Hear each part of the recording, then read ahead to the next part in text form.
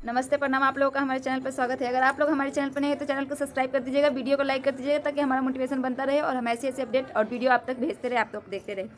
तो बात कर लेते हैं अनुपमा यादव का। अनुपमा यादव एक गई है शो में, वहाँ पे इन्वाइट किया गया था, वो गए। वहाँ पे तो उनको पैसे की बरसात ही हो गई। इतने पैसे मिले, यहाँ तक कि जो बंदा उनको पैसे नहीं दिए ना, वो उनके ऊपर तो गाली की बौछार हो गई। आप लोग वीडियो देखिएगा तो बहुत मजा आएगा, बहुत ही अच्छा वीडियो है। चलिए हम आप लोग को पहले वीडियो दिखाते हैं। फूफा जी की तरफ से 10,000 रुपया।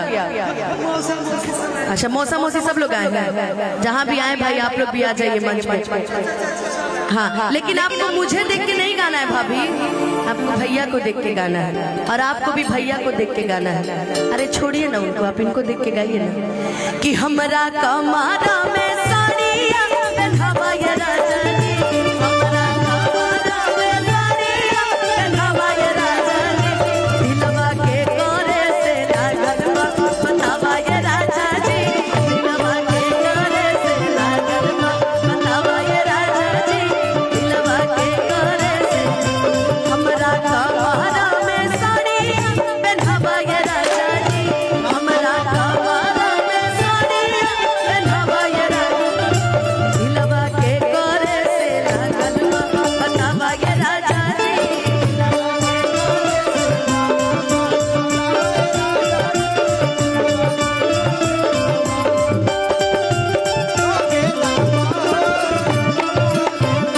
धोके कमरिया धोके दावा हो। हेलो भाभी, इधर आइए, इधर नहीं आइए। देखिए गाना, हेलो माधुरी दीक्षित, इधर देखो कि होई कमरिया धोके दावा हो, ए बबुआ के पापा कमरिया धोके होई कमरिया धोके दावा हो, ए बबुआ के पापा।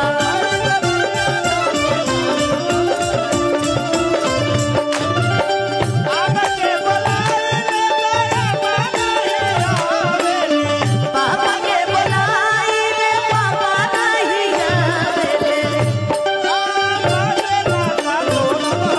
ए बबुआ के पापा कमरिया धोके दावा हो, ए बबुआ के पापा।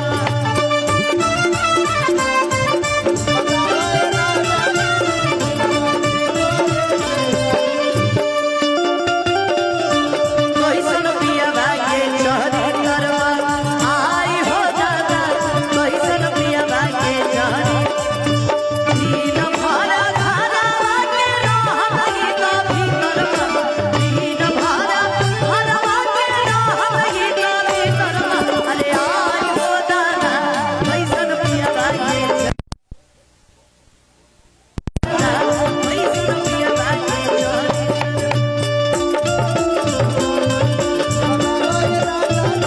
दिलवा के कोरे से लागल। हेलो,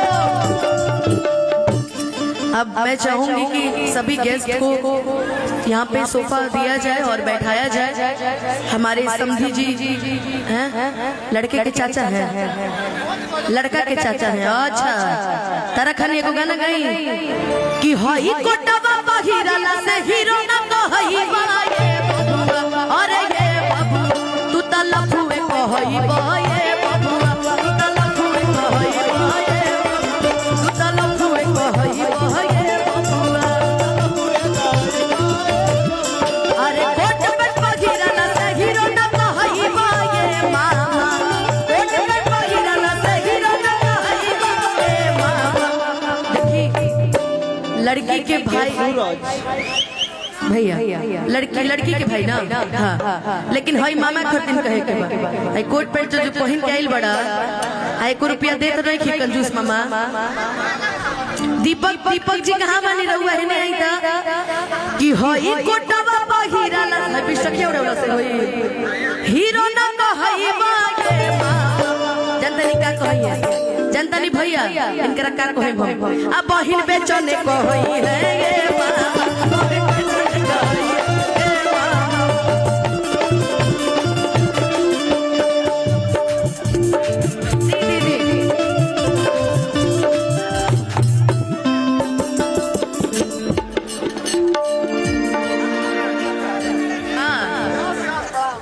क्या हुआ जी?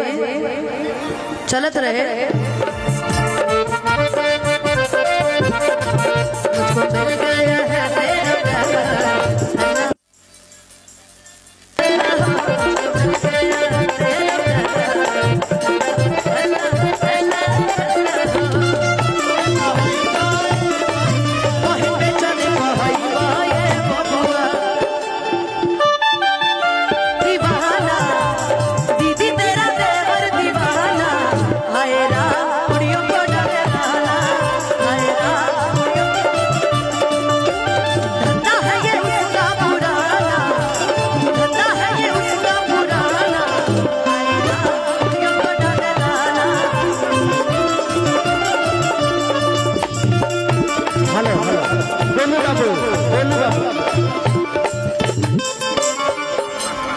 दीपक पासवान जी मंच पर आ। दीदी जी 20 रुपया से काम नहीं चलेगा भैया। ये मामा लोग सफा कंजूसे रहे। अब मामा जी आप आगे आगे। मुखिया जी 20 साल से मुखिया है। अब देश मुखिया जी के लिए मैं चाहूंगा एक बार जोरदार ताली हो जाए। बहुत सारे कलाकार हैं। अब 20 रुपया से काम नहीं चलेगा, जमता नहीं है ना तो फिर और करिए। हाँ और करे 20 रुपया जबले ही 500 ना निकले तबले एकरा के कोई उपाय नहीं, कोई उपाय नहीं ना। आई है जानते हैं कौन सा, सॉरी जानते हैं कौन सा, एगो गाड़ी हमरा बड़ा सुंदर याद आई। हेलो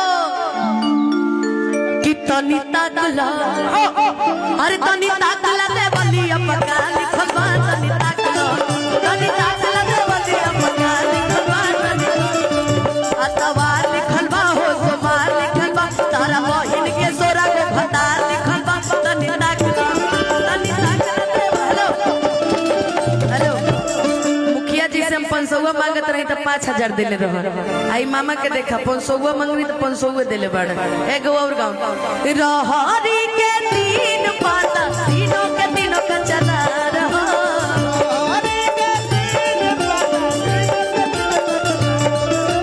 रहरी के तीन को पाता, तीनों के तीनों का चला रहा।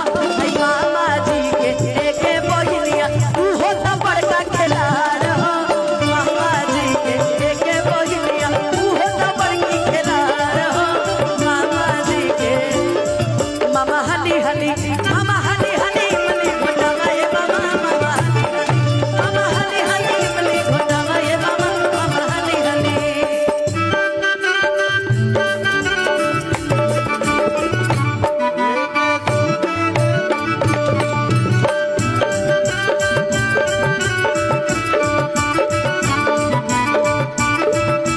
हेलो हेलो हेलो हेलो देखा भाई फूफा जी आइल वाले कि नाम इनकर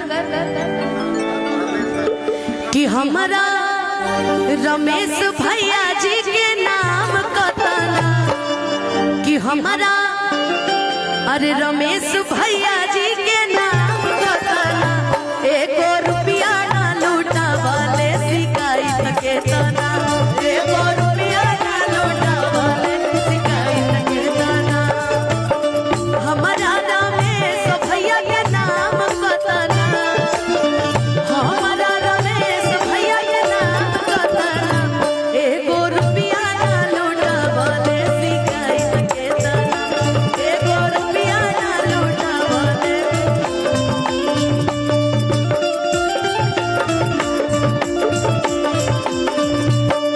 कौन कौन विधायक जी देवर कहाँ है, कहाँ है देवरानी जी? अच्छा ये विधायक जी की पत्नी है, बड़ी सुंदर है जी। लोग वीडियो देख लेने लोग तो कमेंट करके जरूर बताएं हम लोग कि वीडियो आप लोग के लिए कैसा लगा। तो फिर हम मिलते हैं आप लोगों को अपने नेक्स्ट वीडियो में। जब तक के लिए जय श्री राम, हर हर महादेव।